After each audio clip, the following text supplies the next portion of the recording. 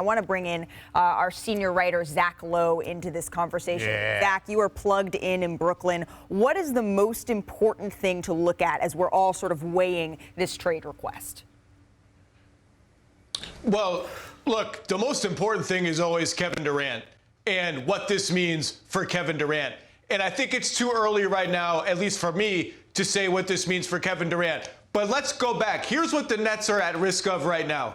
God, the Nets. Every time Kevin Durant gets hurt, they descend into the eighth circle of hell. Kevin Durant can't get hurt. Every time he gets hurt, it's like chaos, complete chaos.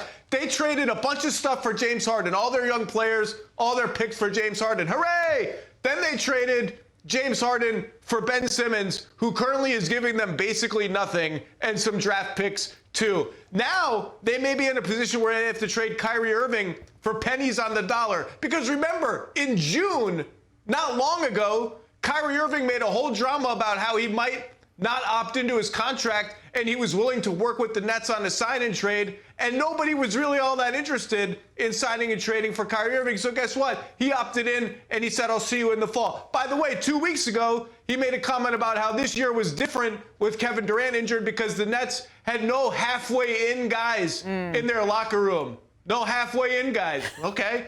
And if they make that kind of trade for Kyrie, and I'm not saying they will, that's pennies on the dollar for Kyrie, potentially for Harden, and that is the big risk for Durant because I don't know what Kevin Durant wants. Richard may be right that Kevin Durant could sit here and say, build around me. I'm Kevin Durant.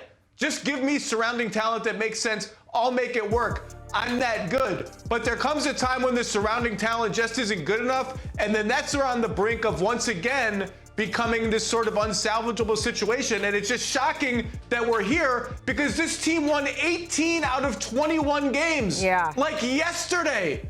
They look like a championship contender. Kyrie was humming. KD was humming. Kyrie was talking about nobody's halfway in. We're going to be fine. And we're here?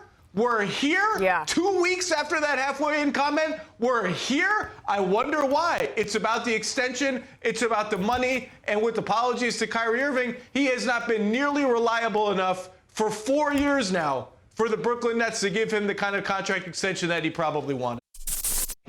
Thank you for watching ESPN on YouTube. For live streaming sports and premium content, subscribe to ESPN+.